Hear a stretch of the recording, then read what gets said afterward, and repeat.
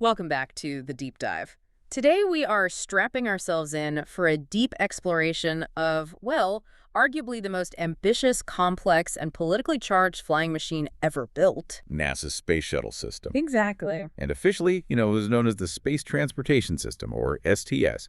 And to really appreciate what we're talking about here, you have to understand, it wasn't just a rocket. No, it was a promise. It was a promise. A partially reusable, low-Earth orbital spacecraft system that spanned 3 decades. It operated from its first flight in 1981 all the way until its retirement in 2011. And that 30-year run. I mean, the metrics are incredible. 135 total missions flown. Resulting in 133 successful launches. Okay. And when you add it all up, the total fleet time for all 5 orbiters was an astounding 1,323 days in space. But those numbers, they only really hint at the monumental scope of what the shuttle was supposed to do. Exactly. The program's primary roles evolved so dramatically, really reflecting the changing needs of science and geopolitics. It was first conceived as this sort of routine space truck. Right, to lower launch costs. To lower launch costs. Yeah.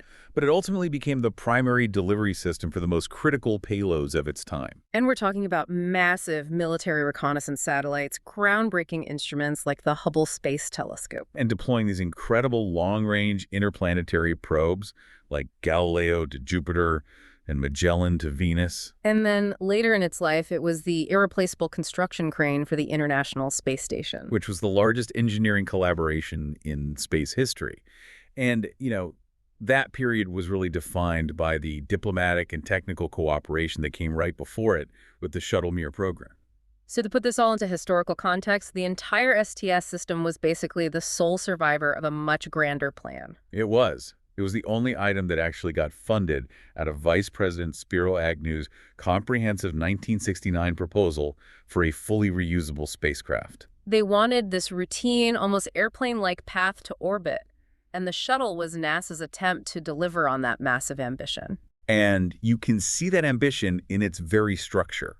When you saw that enormous vehicle on the launch pad, you weren't looking at a single machine. No, you were looking at 3 fundamentally different components, all working together for a vertical launch. Let's break those down because their design really dictated the operational challenges and the cost. Okay, first up, the central element. That would be the orbiter vehicle, or OV. The sophisticated winged craft with the crew, the payload, and those 3 clustered, reusable RS-25 main engines. Then flanking the orbiter, you have the 2 enormous white, recoverable, solid rocket boosters. The SRBs, the initial blistering thrust. And wrapping it all together was that massive orange expendable external tank. The ET, it was the fuel canister, feeding the orbiter's main engines all the way up. It was famously dubbed a stage-and-a-half system. Why that name? Because the orbiter's engines fired from the moment of ignition all the way to orbit, using fuel first from the boosters and then the external tank. And this mixed architecture, part rocket, part airplane, part expendable, part recoverable, that's where all the engineering compromises lived. It's what made it unique. And frankly, what made it so labor-intensive and costly to operate. Okay, let's unpack that unusual architecture. And let's start with the raw, terrifying power that got that stack moving. That all came from the solid rocket boosters. And what's fascinating here is the sheer brute force they generated.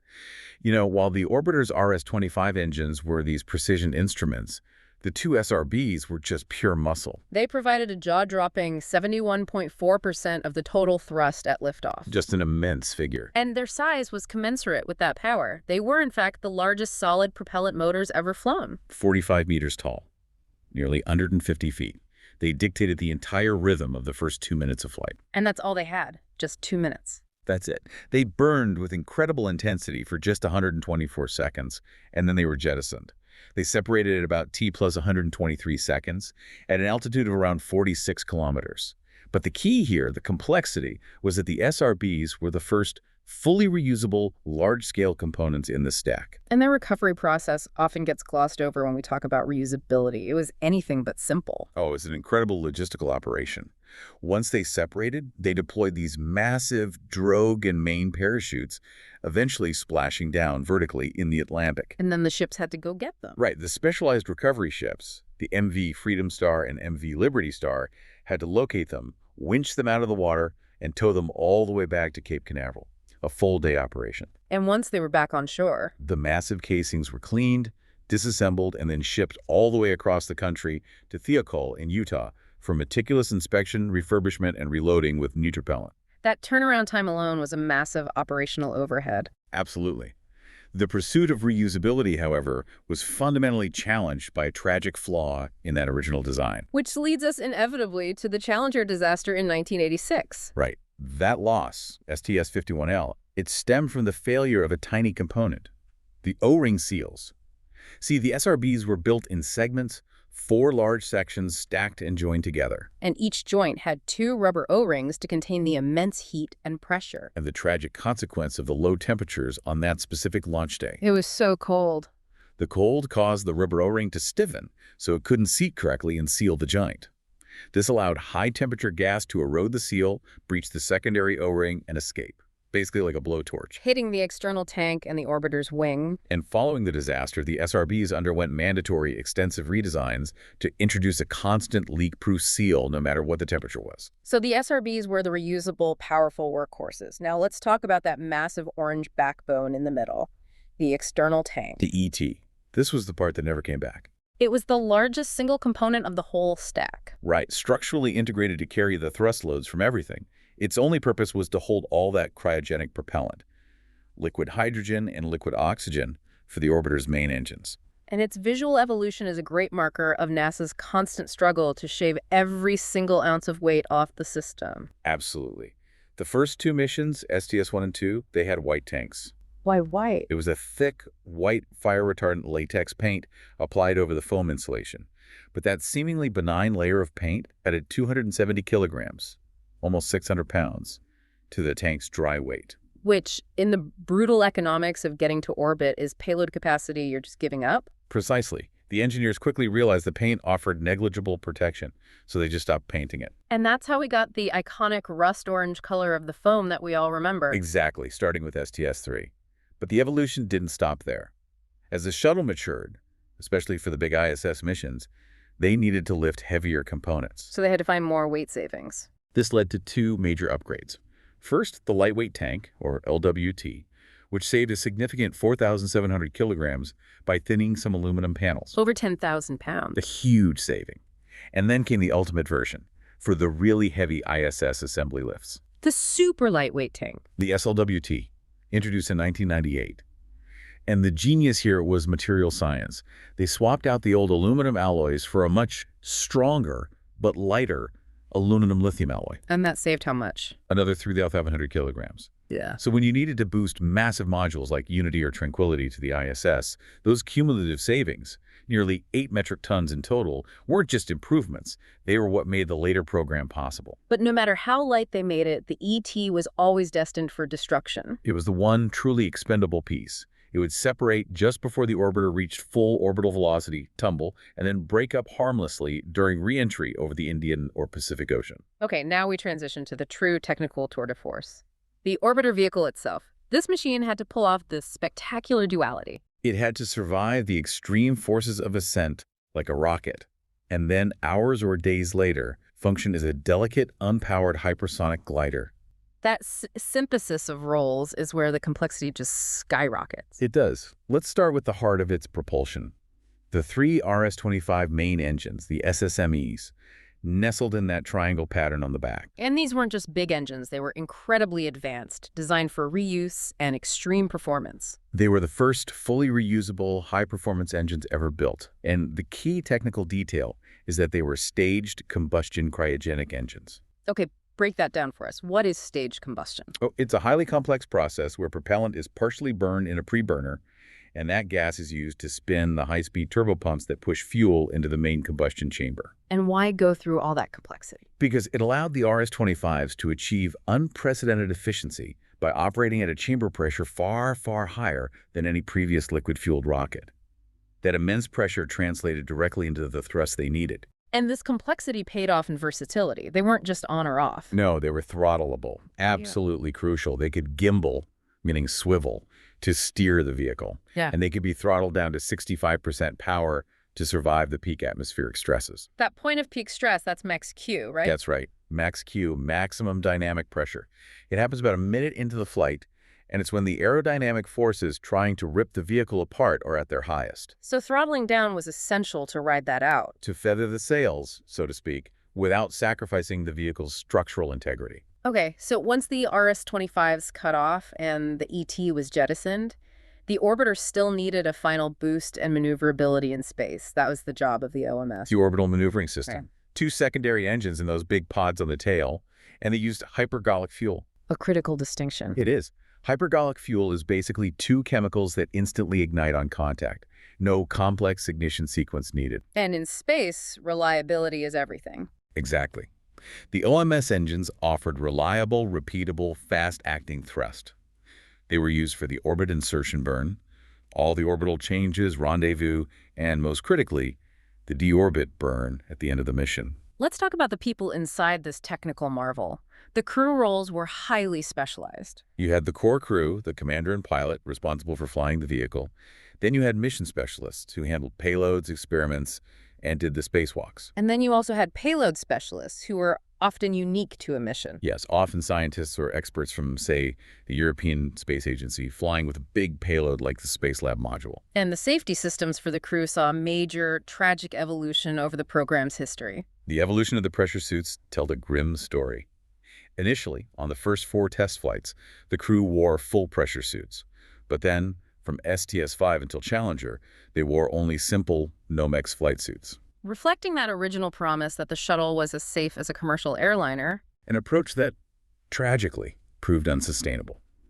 Post-Challenger, they introduced the Launch Entry Suit, or LES, a partial pressure suit. Yeah. And then that was superseded by the full-pressure Advanced Crew Escape Suit, the ACS suit. The pumpkin suit. The orange pumpkin suit, right.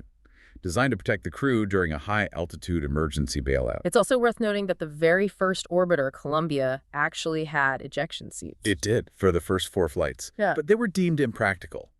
They only worked for 2 crew members, not the typical 5 to 7 person crews. So they were disabled after STS-4 and removed entirely after STS-9. A clear sign that NASA was banking heavily on the safety of the vehicle itself. They were. Okay, moving to the nerve center, the cockpit and the computer system.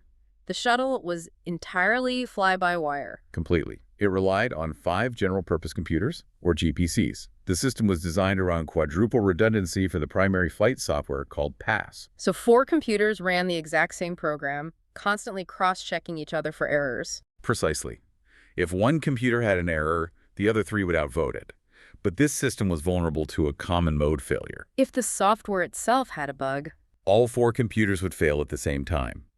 And that is why the 5th computer existed, running the backup flight system, or BFS. developed by a completely different contractor. Different contractor, different programming methodology. If the crew suspected an error in PASS, they could manually switch control over to the BFS. It was the ultimate safety net. And this reliance on specialized software even led to a really niche, almost comical glitch late in the program. It's a great story. In 2007, engineers discovered the flight software needed a patch because the original code hadn't accounted for flights crossing the year-end boundary. The Y2K bug, but for the shuttle. Basically, the system would crash if it went from December 31st to January 1st in flight, forcing a complete reboot. Not something you want to do while docking with the ISS. That detail perfectly illustrates the sheer depth of engineering. Now, let's pivot to the greatest engineering challenge of all. Surviving re-entry, the thermal protection system, the TPS. The TPS was the orbiter's life support during that fiery return. Unlike old capsules that used ablative shields that burned away, the shuttle needed a multi-use system. Its job was to keep the aluminum airframe below 180 degrees Celsius, About 350 Fahrenheit. despite external plasma temperatures reaching a blistering 1600 Celsius or 3000 Fahrenheit. And the heat wasn't uniform across the vehicle, which meant the TPS was a patchwork of different materials. This is a crucial detail. The absolute hottest points, the nose cone and the wing leading edges, were protected by reinforced carbon-carbon, or RCC. And what protected the rest of the underside? The black tiles. The belly was covered in high-temperature reusable surface insulation, HRSI, the famous black tiles. They were made of borosilicate, glass-coated silica fibers, mostly empty space, making them incredibly light and great at dissipating heat. And then you had the water tiles for the less critical areas. Exactly. Low-temperature reusable surface insulation, or LRSI, for the upper fuselage. And finally, the coolest areas, like the payload bay doors, were covered by flexible insulation blankets.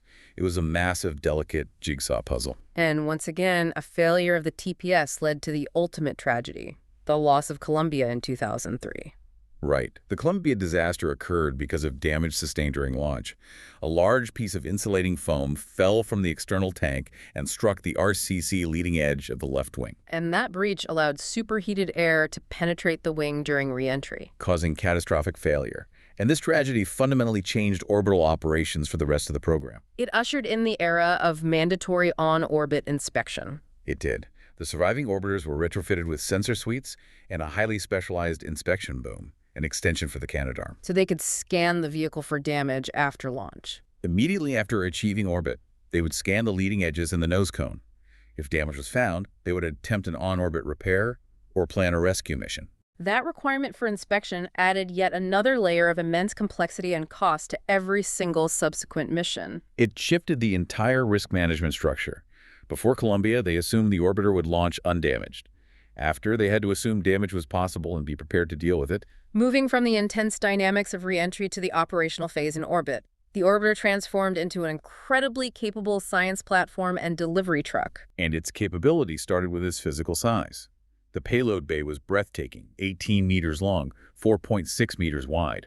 Revolutionary for launching things like large satellites or entire space station sections. But those massive payload bay doors served a vital secondary function. They were massive radiators. Once in space, the crew had to open those doors to expose the radiator panels inside. Without the ability to radiate excess heat into space, the orbiter would quickly overheat. And managing all that cargo was the legendary Canadarm. An amazing piece of robotics, controlled by astronauts using hand controllers while looking through the aft flight deck windows. It had 6 degrees of freedom, allowing for deployment, retrieval, and manipulating massive ISS components. It had to be incredibly strong. It was, initially rated to handle payloads up to 29,000 kilograms. But as it evolved, it was capable of maneuvering objects weighing up to 270,000 kilograms. It was also critical for EVAs, acting as a mobile work platform for astronauts. And the shuttle also served as a dedicated lab with the European Space Lab module. Spacelab flew on 28 missions. It was a pressurized lab in the payload bay, connected to the crew cabin by a tunnel. This allowed non-astronaut scientists to conduct research in microgravity in a shirt-sleeve environment. It really demonstrated the orbiter's unique role as a short-term, in-orbit science center. It did, and as the ISS grew, they even developed a way to draw power from the station while docked. The Station-to-Shuttle Power Transfer System, or SSPTS. Right. It let the orbiter convert and use power from the ISS solar arrays, which extended the dock time by several days, essential for completing complex construction tasks. Once the orbital work was done, the orbiter began its final act, re-entry and the unpowered glide landing, a sequence that started at Mach 25 and was incredibly unforgiving. It all started 4 hours out, closing the payload bay doors. Then the crew oriented the orbiter upside down and tail first for the deorbit burn. A short 2 to 4 minute OMS burn, just enough to slow it down to drop into the atmosphere. Then they reoriented, nose forward, at a steep 40-degree angle of attack for re-entry. That high angle was deliberate, right? To present the heat-shielded belly to the atmosphere. Exactly. Maximum drag, maximum protection. Re-entry started around 120 kilometers altitude, traveling at hypersonic speeds. So since it was an unpowered glider, how did the flight computers make sure it hit a tiny runway thousands of miles away? This is maybe the most impressive part. The trajectory was controlled dynamically using aerodynamics alone. The primary method for steering was altering the bank angle. Which required those famous roll reversals. Exactly. The orbiter would roll sharply to one side, increasing drag and correcting its course, then rapidly reverse the roll to the other side to stay on the glide path. It was like constantly hitting the air brakes and steering purely with friction and lift. It sounds utterly terrifying. A heavy, unpowered vehicle with the aerodynamic qualities of a brick. Its glide ratio was only about 4.9 to 1 once it was subsonic. A commercial airliner is more like 15 or 20 to 1. It fell fast. And the crew only took manual control at the very end. Right, well into the subsonic regime. The landing gear was deployed a mere 10 seconds before touchdown. And the touchdown was fast. Very fast, up to 340 miles per hour depending on the weight. Immediately after touchdown, they deployed a drag chute to slow down, with wheel braking only starting at lower speeds. A high-stakes precision maneuver. And landing meant the mission was over, but the cycle of expense and complexity was just beginning again. The support infrastructure was immense. Staggering. The goal was always to land at Kennedy Space Center. But 54 landings happened at the alternate site, Edwards Air Force Base in California. And if they landed there, they needed a ride home. That's where the shuttle carrier aircraft, the SCA, a modified Boeing 747, came in. It would ferry the orbiter back to Florida. Then the orbiter was taken directly to the Orbiter Processing Facility, the OPF, which was the true cost sink of the whole reusability idea. This was the heart of the refurbishment cycle, and it was painstaking. It involved draining consumables, removing payloads, and then the exhaustive manual inspection and repair of every single one of the thousands of heat shield tiles. And the RS-25 engines themselves were another layer of complexity. They were actually removed entirely from the orbiter and serviced separately. They required teardown, inspection of the high-stress turbopumps, and extensive maintenance before they were certified for the next flight. This complex cycle is why the shuttle never achieved the rapid turnaround its designers dreamed of. Let's pull back and look at the big picture. The shuttle tells the story of unmatched technological triumph built on a very costly, flawed economic premise. It was sold on the promise that reusability would drive down the cost per launch through an extremely high flight rate. They were projecting 24 flights per year. These expectations were never remotely met. Not even close. The highest flight rate ever achieved was 9 in 1985 and 1997. And the costs ballooned.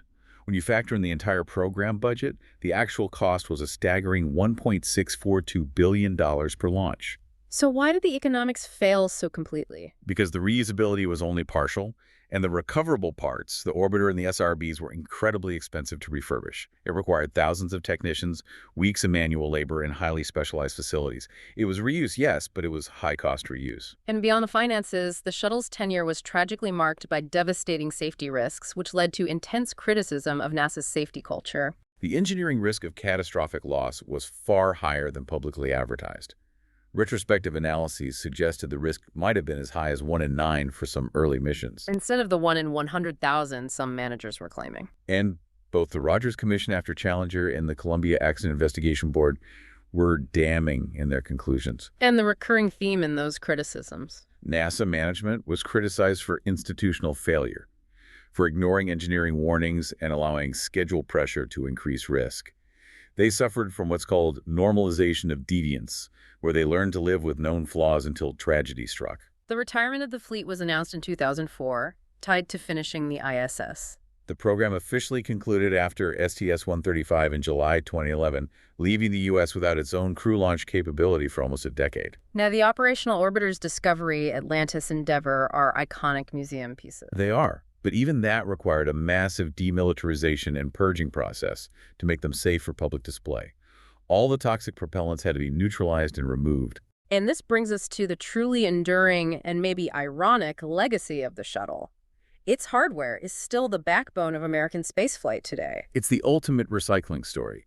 The Space Launch System, or SLS, the vehicle for the Artemis program, is essentially built around refurbished shuttle hardware. So we're still using RS-25 main engines. Up to Artemis IV, and the massive SRB steel casings up to Artemis III. So we retired the shuttle because it was too expensive to refurbish, yet we are refurbishing its most expensive parts to power the next generation of exploration. It's the core paradox.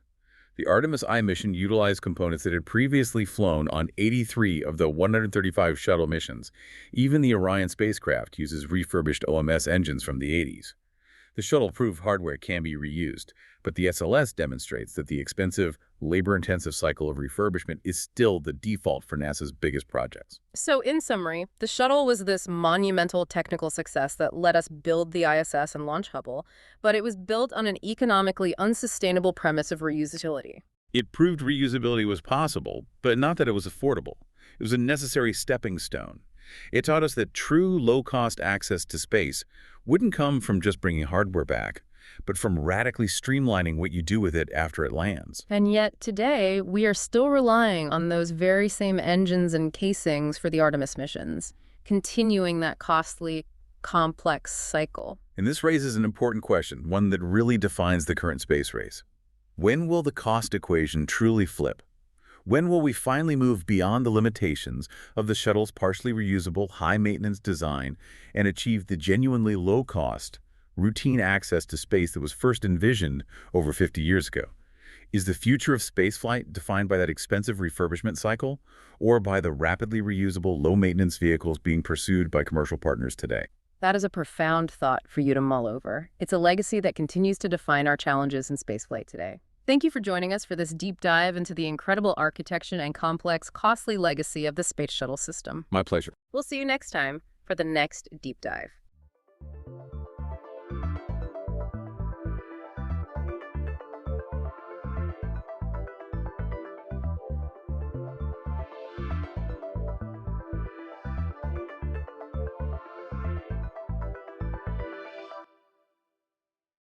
Okay, I want you to try something for me. Wherever you are right now, maybe you're driving, maybe you're at the gym, or, maybe you're just sitting on your couch. Close your eyes for a second. Imagine you are walking down a set of concrete stairs into a basement club. It's late. Maybe it's 1950s Chicago, or maybe it's a smoky joint in the Village in New York. The air is thick, smells of old wood and cigarettes. You're holding a drink, the ice is melting against the glass. And on the small stage in the corner, there's a guitarist or maybe a singer leaning into a microphone. And they hit a note. I know exactly where you're going with this. It's that specific sound. It's not a clean, polite note. It bends. It sounds like it's crying or maybe screaming a little bit. It feels a little off, strictly speaking, like it's sliding off the shelf, but it grabs you right in the gut. It feels, well, inevitable. That visceral reaction, that feeling, that sensation that it's twisting your insides in the best possible way. That is the power of the Blue Note. Exactly. And honestly, for years, I just chalked that up to soul. I thought, oh, that musician is just playing with emotion. I thought it was purely stylistic, like wearing a fedora or singing with a rasp. But we have a stack of research on the table today that says my assumption was completely wrong. It's not just wrong, it's kind of missing the entire point. That sound isn't just a feeling, it's a collision. It's a mathematical, cultural, and physical collision between two completely different universes of sound. So today on the Deep Dive, we are unpacking the Blue Note. We're going to find out why a note that is technically wrong, according to Western music theory, feels so incredibly right to the human ear. And to do that, we're going to have to talk about physics, we're going to talk about history, and maybe most surprisingly, we're going to talk about why the piano, the instrument we all think of as the gold standard for being in tune, is actually, well, lying to you. I do love a good conspiracy, especially a musical one.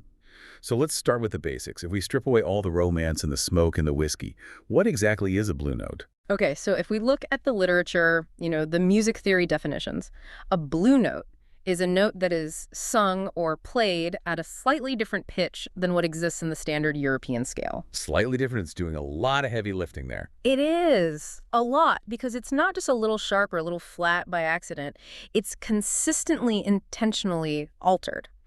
Typically, it sits somewhere between a quarter tone and a semitone, lower than the standard note. Okay, let's pause and define terms because we promise we wouldn't leave anyone behind. A semitone. Right, a semitone. So just visualize a piano keyboard. You play a white key, then you play the black key right next to it. That jump, that interval, that is a semitone. In Western music, that is usually the smallest step you can possibly take. It's sort of the atom of our musical system. Okay. So you're saying a blue note lives inside that step. Exactly. It's microtonal. It lives in the crack between the white key and the black key. It's a frequency that the piano literally does not have a button for. One of the sources we looked at used a term I really liked. It called it a worried note. Yes, and that's a very old term for it. It originates from the early blues lexicon. And it fits, doesn't it? It does. Worried implies it's not settled. It's anxious. Yeah. It's looking for a place to land. It's like a person pacing back and forth in a room. And that anxiety, that lack of resolution, that is the engine of the entire genre of blues and, of course, jazz. Mm-hmm. But here's the mission for this deep dive.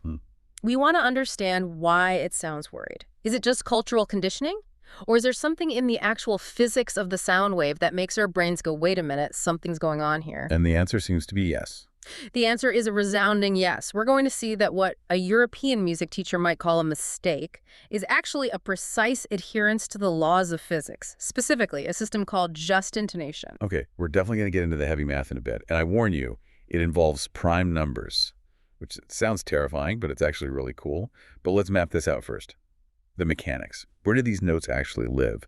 If I'm looking at a scale, which notes are the worried ones? So there are three main culprits.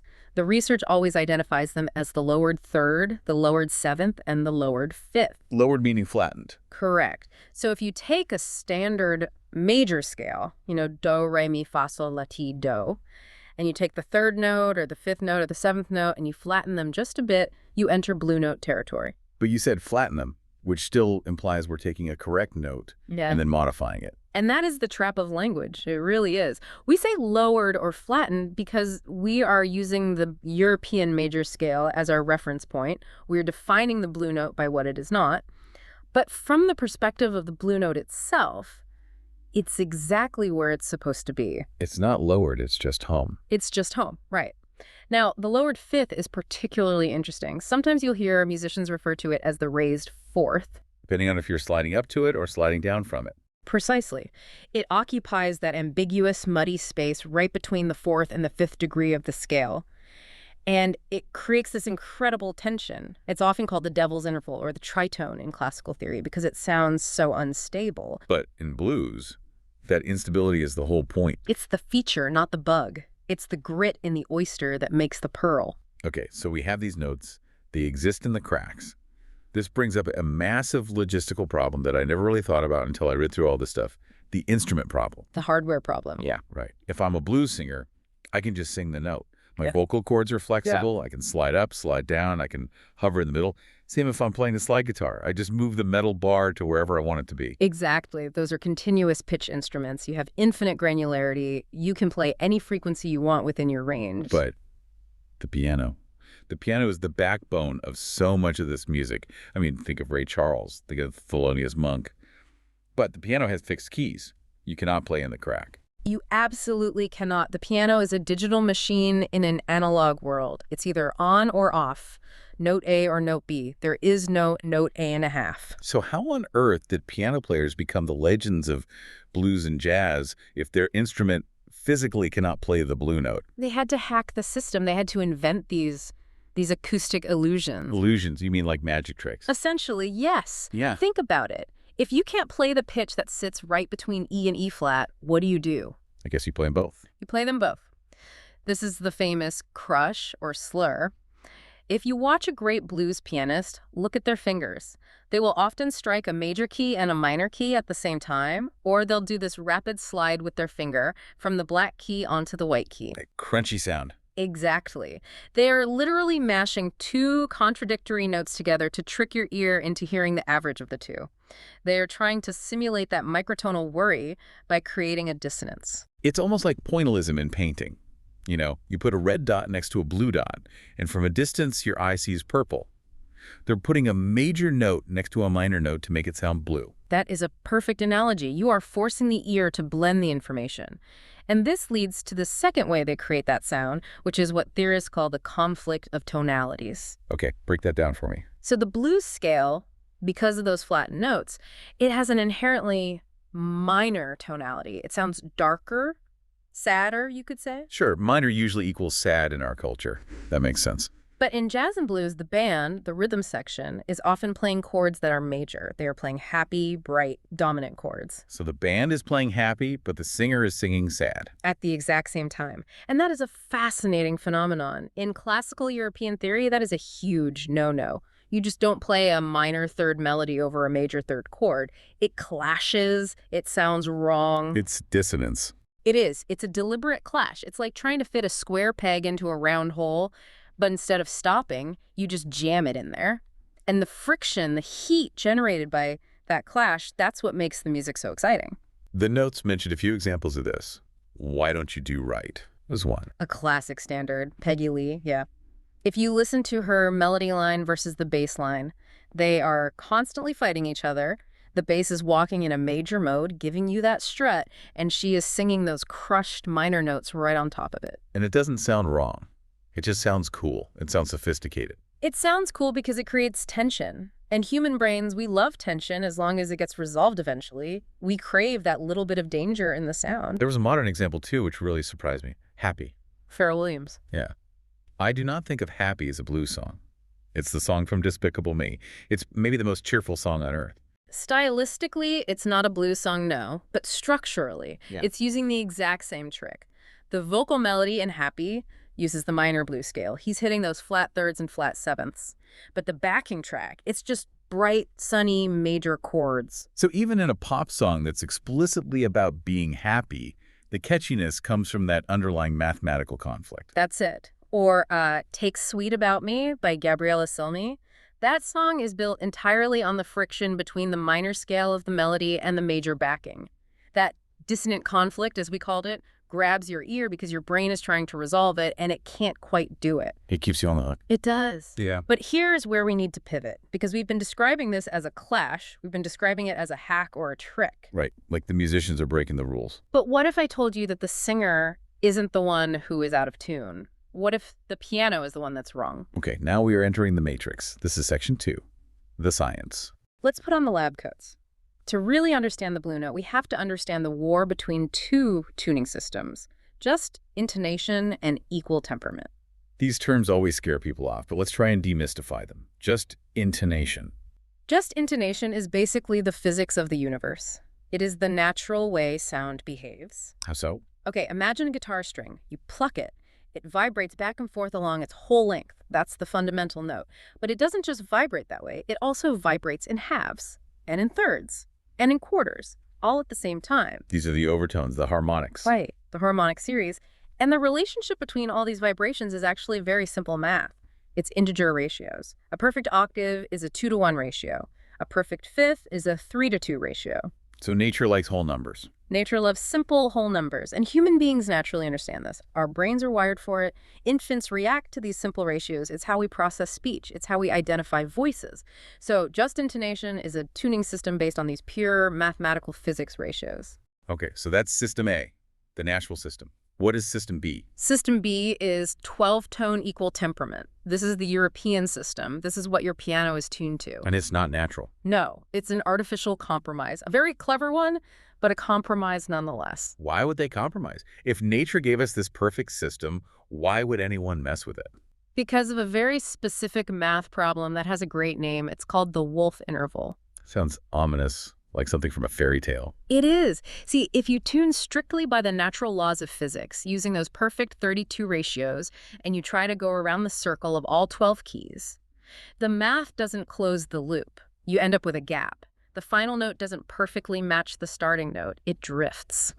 So you can't change keys easily. Exactly. If you tune a piano perfectly to C major using physics, it will sound absolutely angelic in C major. But if you try to play an F sharp, it will sound like a horror movie. The intervals just get warped and out of whack. So Western music decided, we want to be able to play in every key. That was the priority.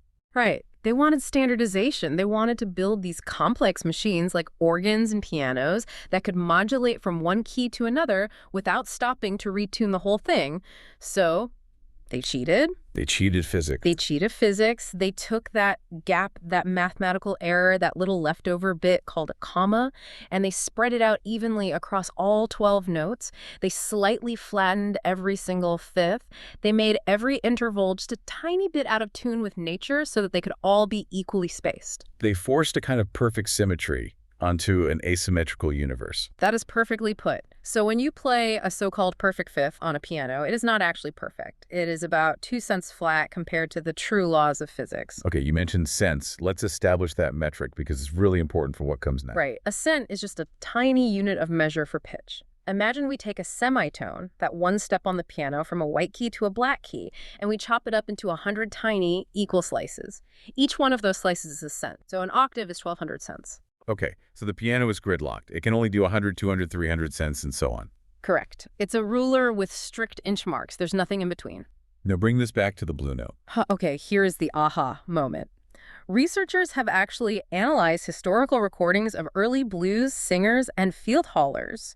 They've used technology to measure the exact pitch of these worried notes in cents. I know. They don't line up with the piano keys at all, but they do line up almost perfectly with the harmonic series. Wait a minute. So the blue notes are actually the natural notes? Yes, they are the notes that Western equal temperament had to delete to make its system work. That completely flips the whole script.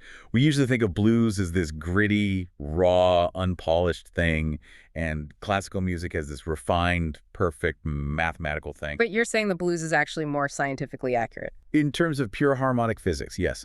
Let's look at the numbers from the research. Hit me with the data. Let's take the blue third. Yeah. On a piano, you have two choices. Yeah. A minor third is 300 cents.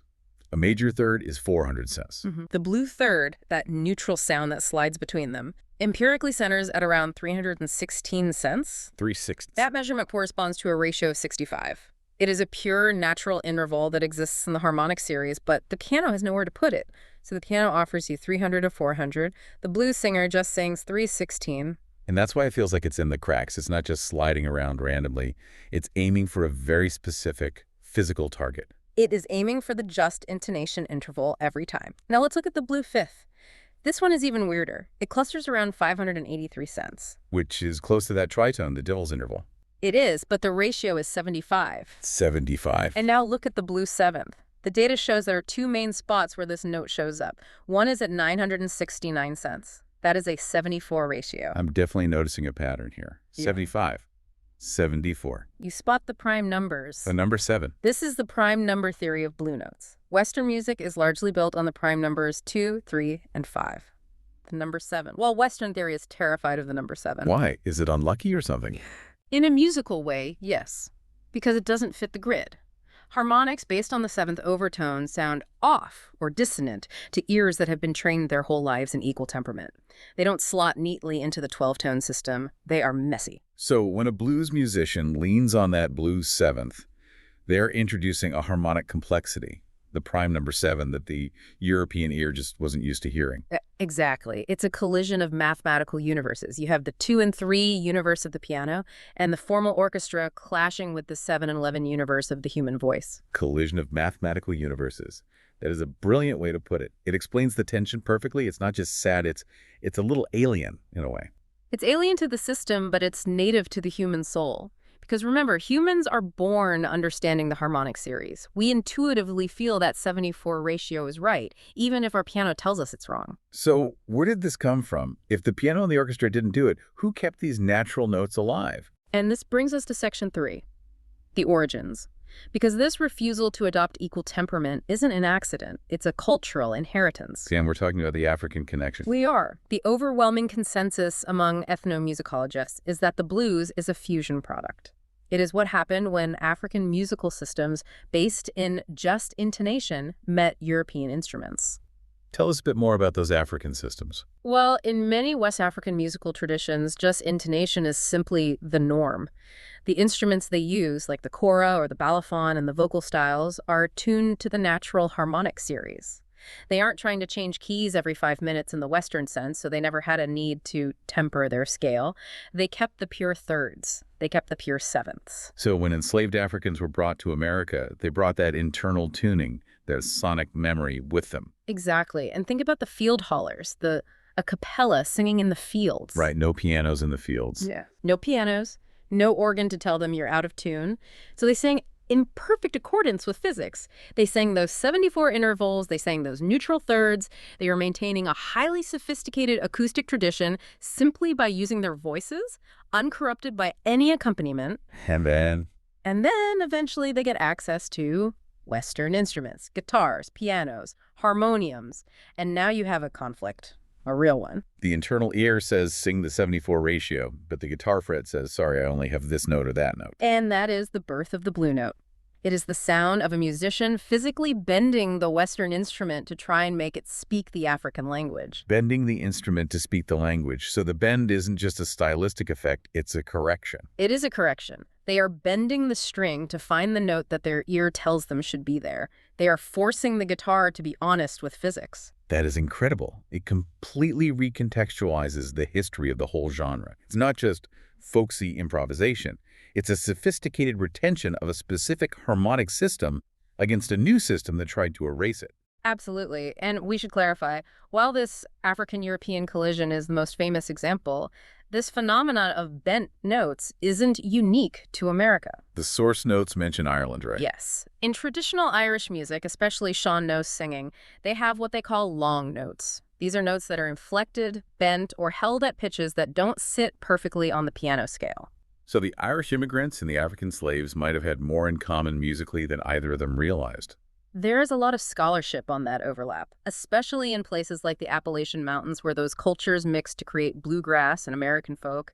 That high, lonesome sound, that is the sound of just intonation crying out. And in English folk music, too. Yes, the blue feeling exists there. And even in standard pop music, the source material brings up Harold Arlen, who wrote Stormy Weather and all the music for The Wizard of Oz.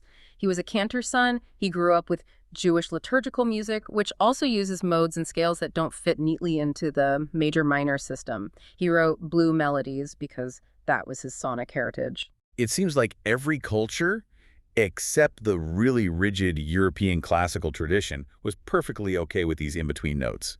Standardization is the outlier. Most of human musical history is microtonal. Most of human history is flexible. The piano is the exception, not the rule. I want to circle back to one specific thing in the research that just blew my mind. The barbershop quartet. Ah, yes. The barbershop surprise. Be honest, when I say barbershop, you think of four white guys in straw hats and striped vests singing, "Hello, Ma Baby." I mean, usually, yes. It's seen as very vanilla, very old-timey Americana. But the math says otherwise. The math says barbershop is incredibly blue. How is that possible? It comes right back to that 74 ratio, the blue seventh. In barbershop harmony, there's a specific chord they just love. It's their money chord. It's called the harmonic seventh. A harmonic seventh. It is the dominant seventh chord, but it's tuned perfectly to the harmonic series. They tune that seventh degree way down to 969 cents. The exact same number as the Delta blues singers. The exact same number. And because barbershop is a cappella, they can do that. They don't have a piano holding them back, forcing them into equal temperament. And why do they do it? Is it just tradition? No, it's physics again. It's because of something they call the ring. In barbershop, the goal is to lock and ring a chord. If you tune the ratios perfectly, using just intonation, the overtones of the four voices line up so perfectly that you literally hear a fifth voice, a phantom high note that nobody is actually singing.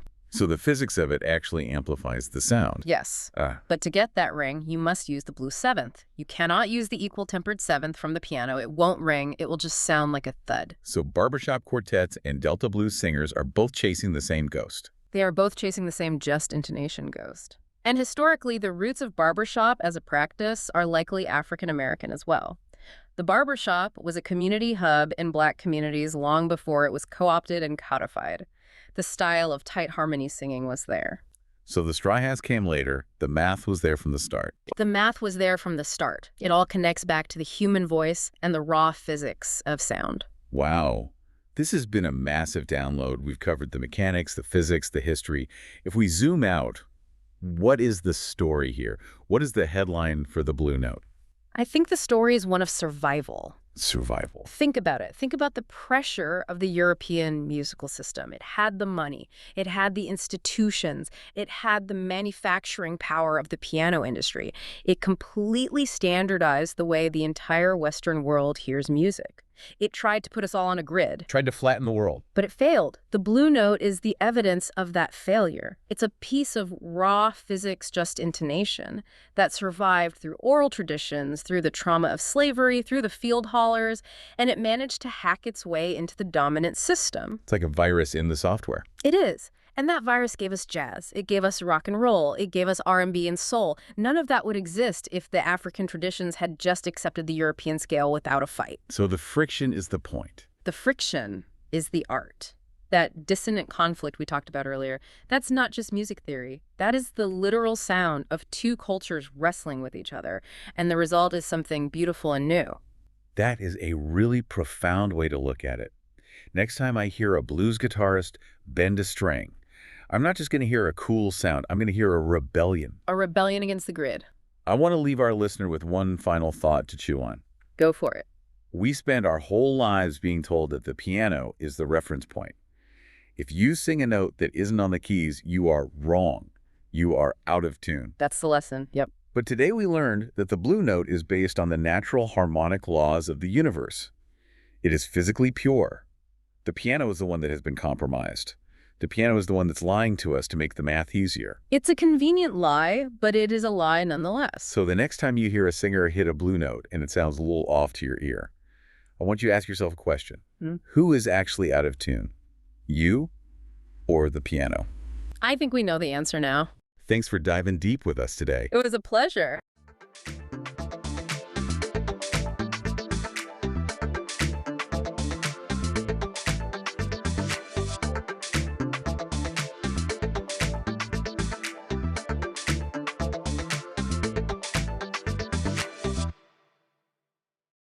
Welcome to the Deep Dive. We have pulled together your sources for an exploration into a field that, well, it fundamentally remaps the terrain of human decision-making. We are diving deep into behavioral economics. And this is a field that blends psychology, neuroscience, and microeconomic theory. Our mission today is pretty straightforward. We want to give you a complete, thorough understanding of the foundational concepts, the key theories, and, the really startling real-world implications of a science that maps the cognitive shortcuts our brains take every single day. That's right. I mean, whether you are choosing a career, negotiating a salary, or just deciding whether to hit the snooze button, this science has a framework for understanding your process. Okay, let's unpack this. Maybe we should start at the beginning. The crisis of rationality. Right. Before we had behavioral economics, we had the classical view. And traditional economics, it relies entirely on this concept of homo economicus. The economic man? Exactly. This is the idealized, purely rational, perfectly self-interested decision maker, the kind of economic agent who have unlimited computational power and access to all the necessary information, calculating every choice to maximize their own long-term utility.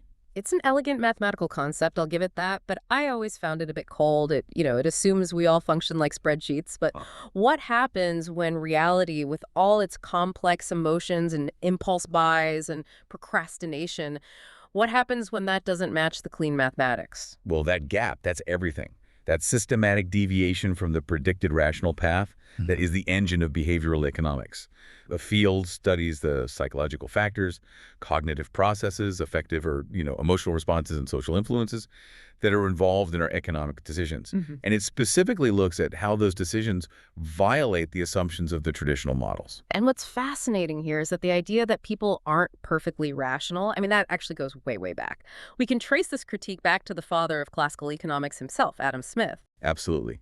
Smith, in The Theory of Moral Sentiments, which was published way back in 1759, he discussed phenomena that modern BE would call loss aversion and overconfidence. Early classical thinkers, including Jeremy Bentham, they frequently used psychological reasoning.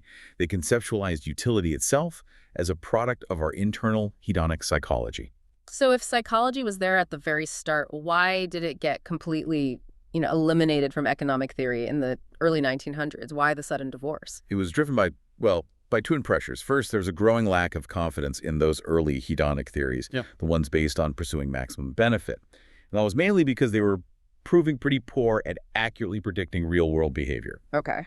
Secondly, and this is maybe more important for the academic trajectory of the discipline, there was a profound fear among economists that incorporating subjective psychological elements would undermine the field's increasing reliance on advanced mathematical components. The drive for mathematics and scientific rigor. Precisely. They preferred to focus on measurable, tangible phenomena, prices, quantities, incomes, rather than unscientific, messy psychological states. So models that depended on psychological insights, they just became rare. And the concept of homo economicus became the central dominant assumption.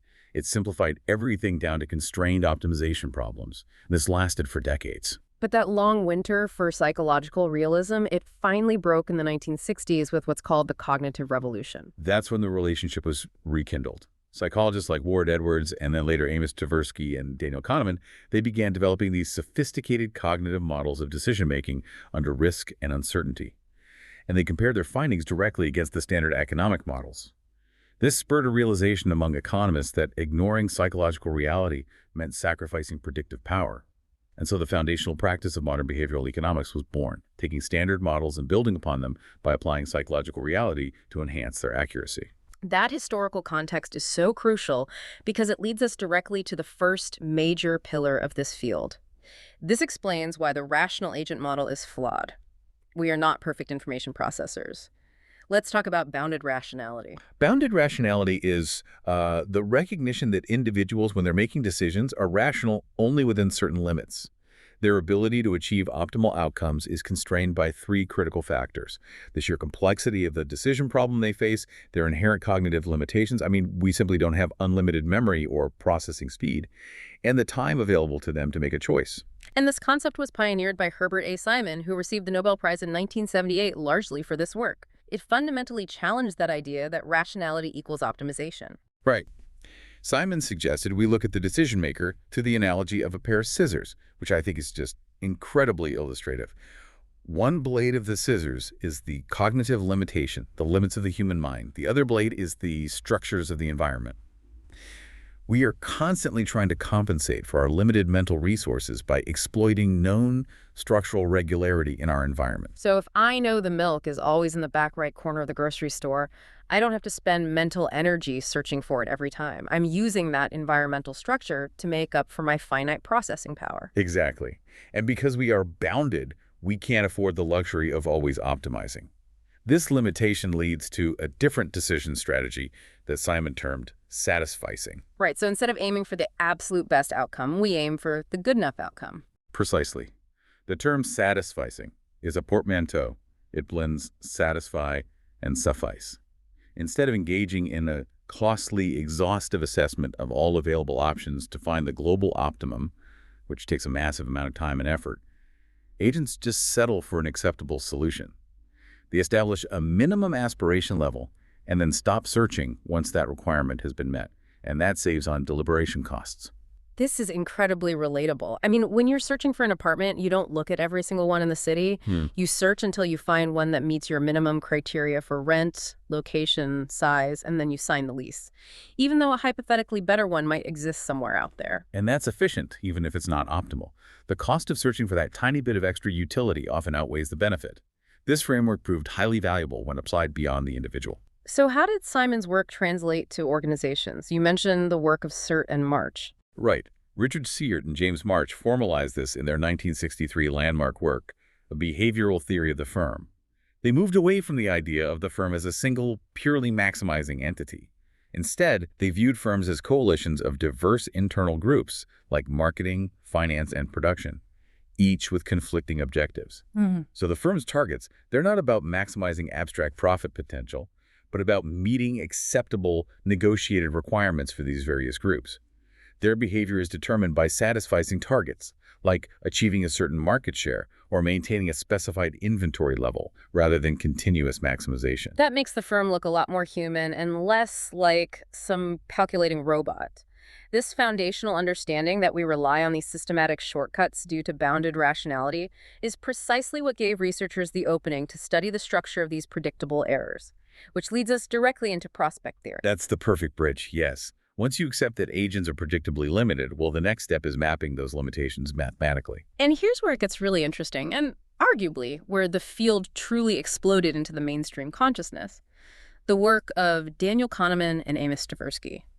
Their collaboration in the 70s and 80s culminated in their groundbreaking 1979 paper that introduced prospect theory. What did they find about how we value things under risk? Prospect theory was revolutionary because it was the first widely accepted model to fully integrate cognitive psychology to explain why economic decisions diverge so systematically from the predictions of expected utility theory. They mapped our valuation process not based on final wealth states, but based on three key psychological generalizations. Okay, what are they? First, they established that gains are treated differently than losses.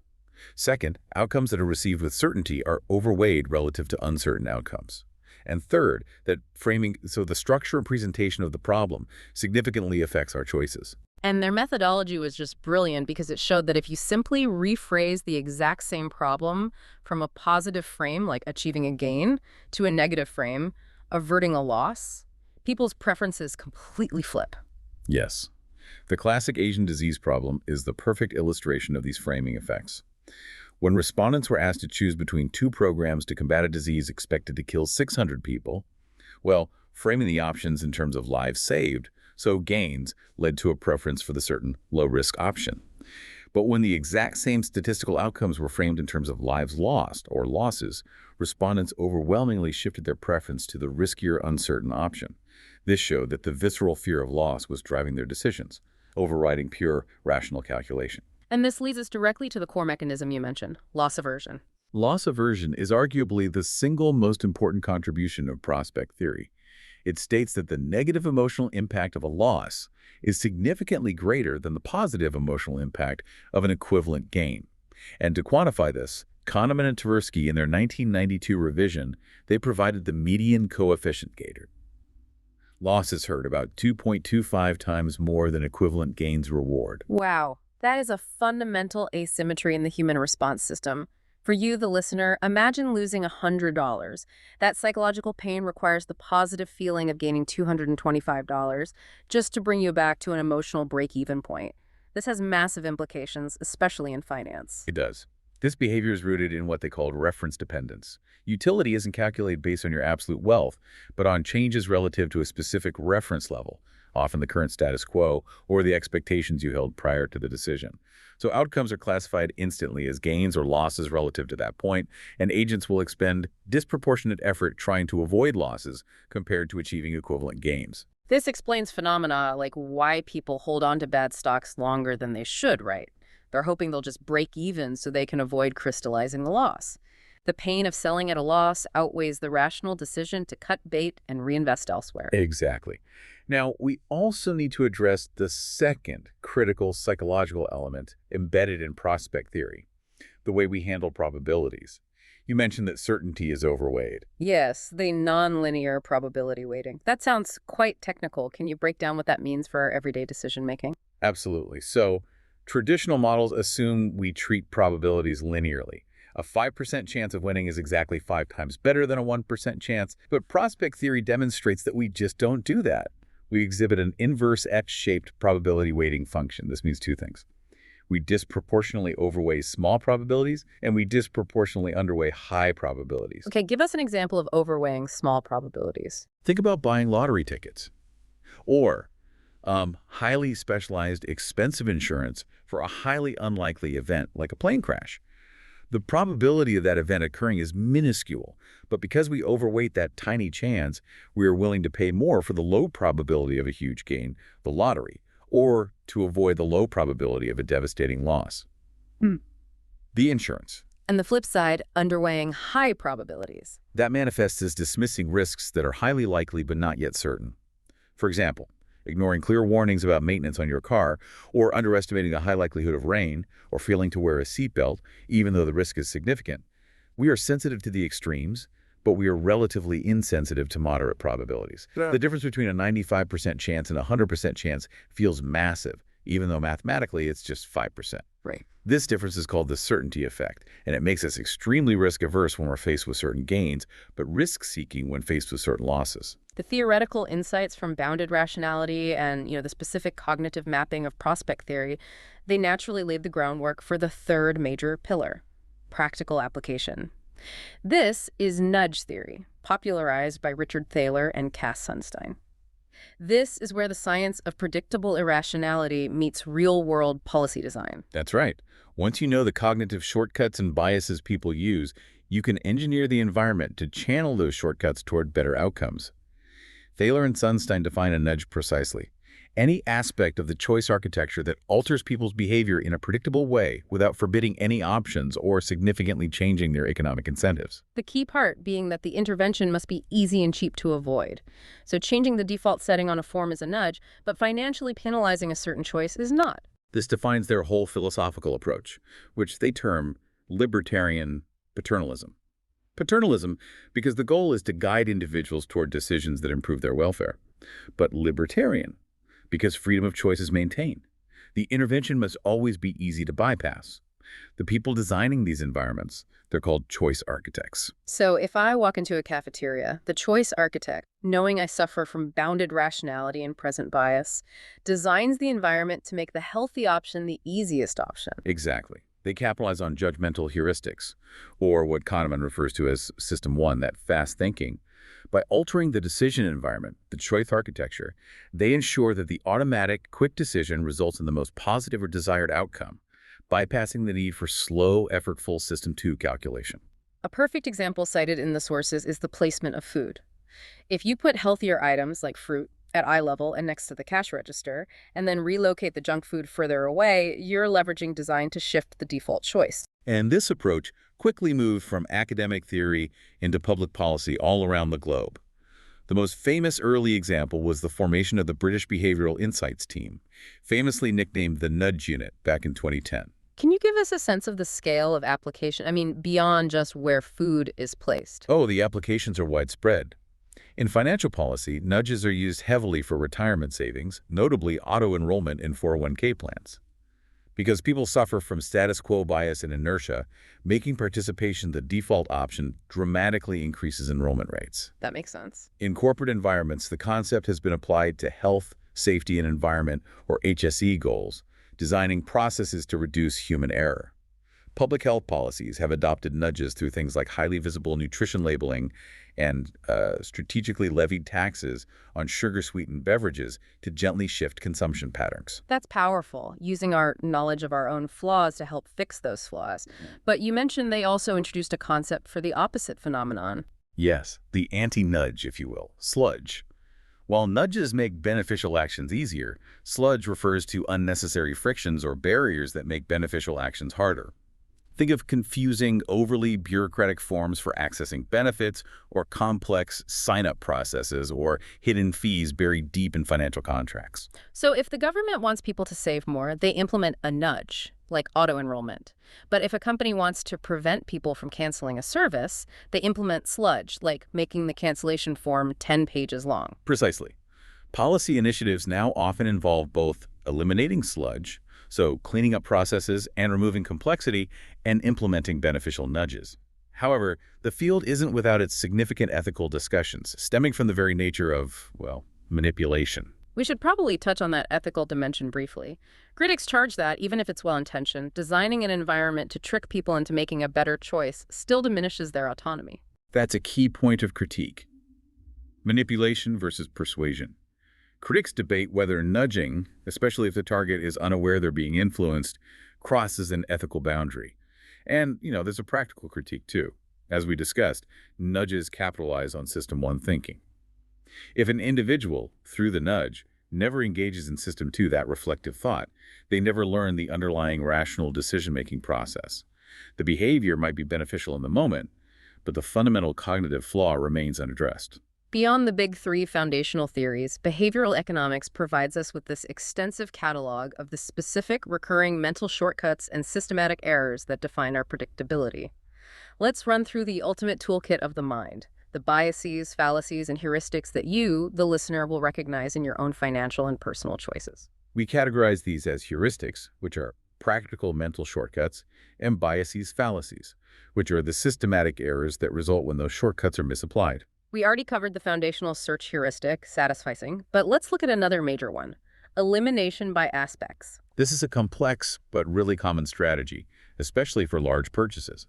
Instead of comparing choices holistically, you compare specific qualities. You choose the quality you value most, say gas mileage for a car, and set a minimum aspiration level for it. You eliminate all cars that don't meet that minimum. Then you repeat the process with the next most valued quality, like safety ratings, until only one option remains.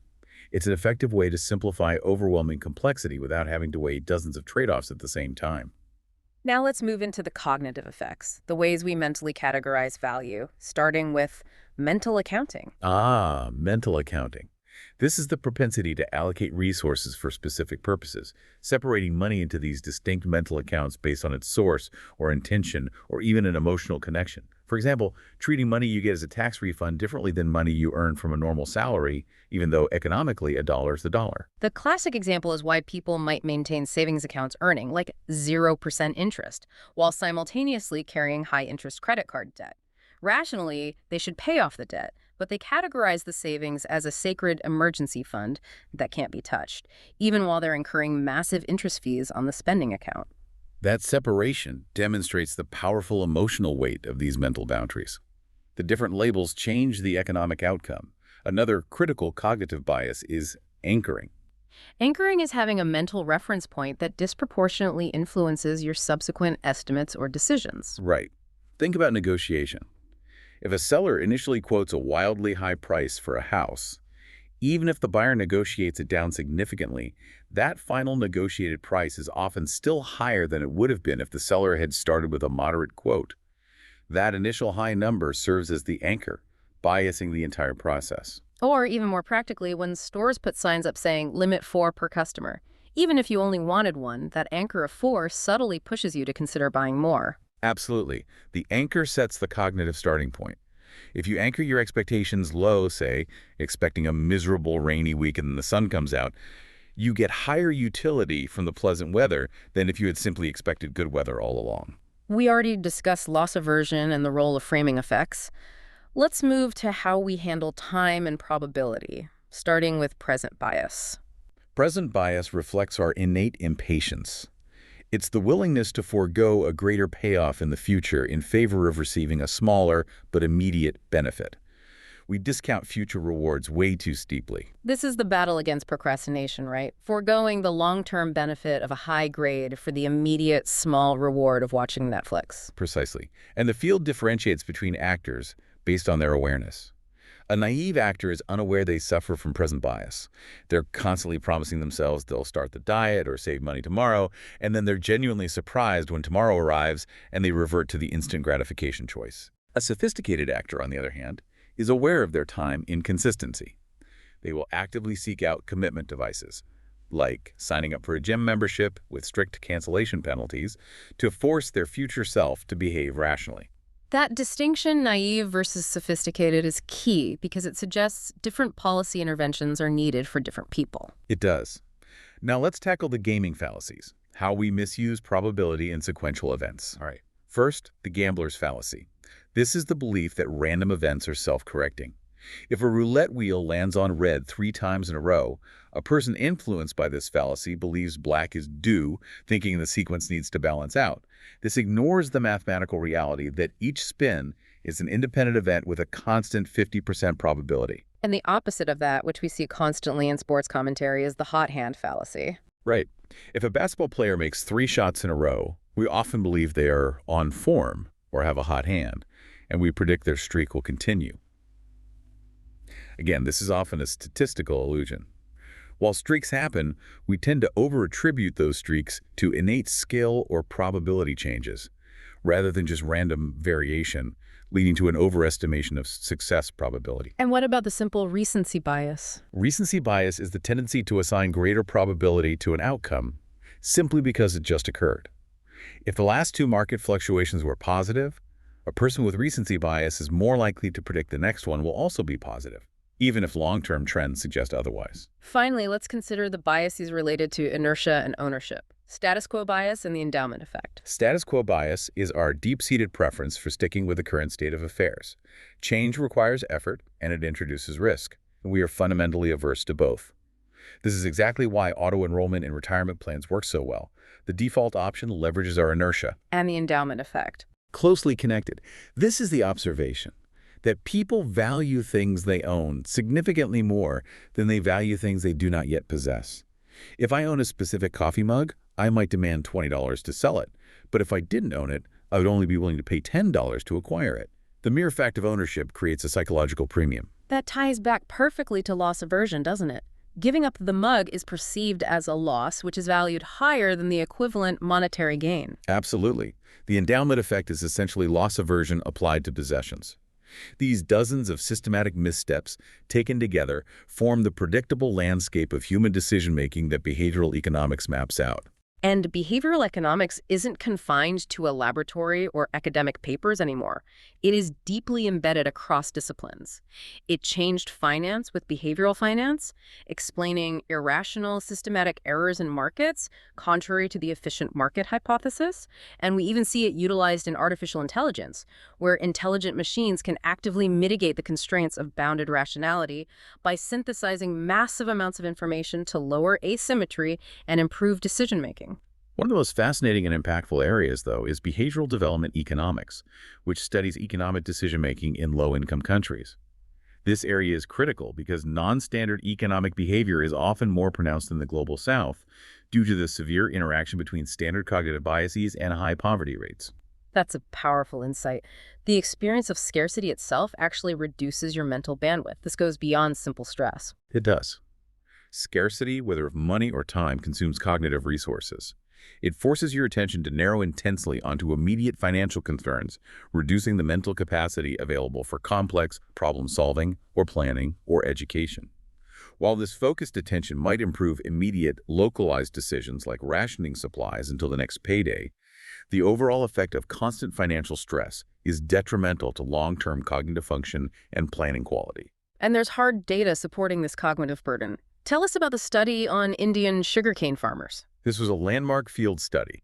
Researchers found that Indian sugarcane farmers exhibited significantly lower cognitive performance on standard tests before the harvest when money was tight and they faced high scarcity and debt burdens. Crucially, their cognitive performance improved significantly post-harvest when their financial situation stabilized. The finding suggests that poverty itself imposes a temporary cognitive tax equivalent to losing several points of IQ. It illustrates that poor decisions might be driven by poverty-induced cognitive load, not just fixed individual traits. That completely reframes the entire discussion on poverty and decision-making. It forces us to consider the environmental constraints imposed by scarcity. And this understanding is transforming labor markets in low-income settings. For instance, in countries like Ethiopia, workers in new industrial jobs often quickly quit or migrate because they value flexibility highly to meet unpredictable demands on their time, a time scarcity preference rarely seen in high-income settings. And we noted the fascinating counterintuitive finding about self-control problems in these markets. Yes, this is where the concept of the sophisticated actor comes back into play.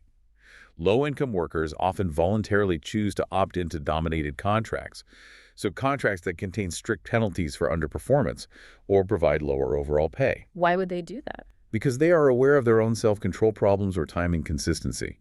By choosing the penalty-laden contract, it serves as a commitment mechanism, forcing their future self to increase productivity. It's a sophisticated economic choice made specifically to overcome an acknowledged behavioral flaw. But the field isn't without its critics.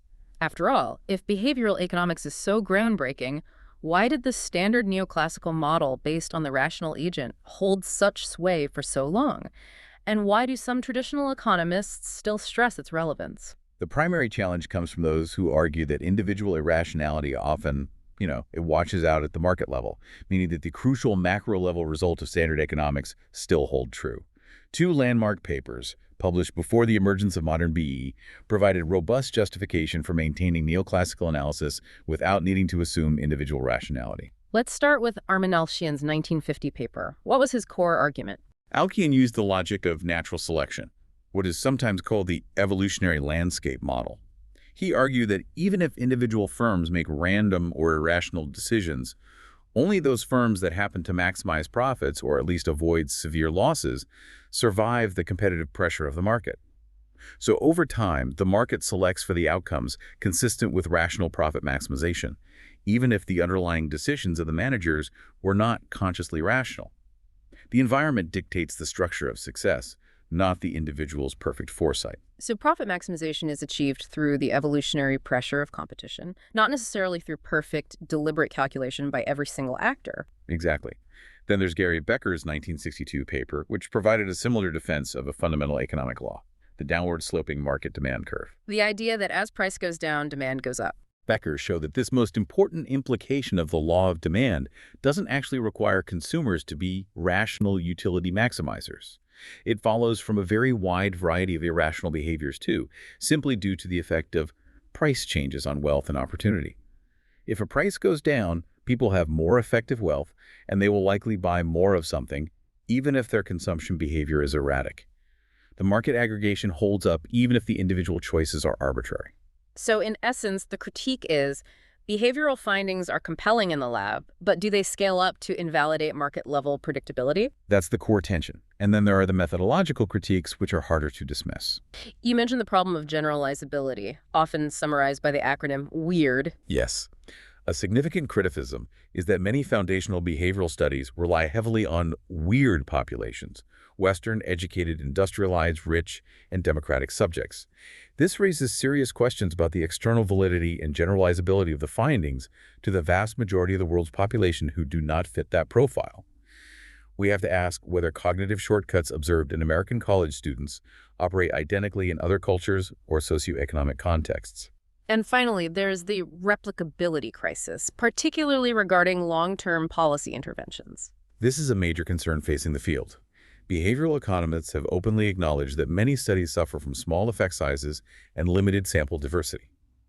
Crucially, when policy interventions like nudges are implemented and then retested in complex real-world conditions over extended periods, a recent review reported that fewer than half of these experiments sustain their long-term impact. The temporary nudge effect often fades, bringing into question the enduring efficacy of these interventions. So that suggests that while behavioral economics is exceptional at mapping how behavior deviates, the critics want the field to spend more time answering why people behave the way they do, which is necessary for creating enduring scientific knowledge and long-term policy success. It's a push toward greater theoretical integration and more robust testing in diverse environments. But despite these critiques, the integrated approach remains the current dominant trajectory in economic modeling. What we've discussed today, from the cognitive limits defined by Herbert Simon, the nonlinear valuation mapped by Kahneman and Tversky, and the policy application of Thaler's nudge, it shows that while we may not be purely rational, we are certainly predictably irrational. Behavioral economics provides a comprehensive map of those predictions. That is the enduring legacy. It's shifted the focus from asking if people make good choices, which often led to prescriptive failure, to asking how they can be helped to make better ones by designing smarter environments. And this integrated approach has been overwhelmingly validated by the highest honors in the field. So what does this all mean for you, the listener? Well, the next time you find yourself sticking with a familiar, mediocre option due to familiarity bias, or avoiding a sound investment because the potential for loss just feels too painful, that's loss aversion, you now have the sophisticated terminology for that mental reflex. Knowing the map of your own cognitive pitfalls is the first step toward navigating them. Final provocative thought for you. If artificial intelligence and machine learning models are increasingly built to utilize these exact behavioral economic insights, for instance, generating conditional rules, capturing customer behaviors based on their known biases, does understanding your own systematic errors become the most important form of personal defense against targeted commercial and even political influence? Because if they know your cognitive loopholes, they know exactly how to press your buttons.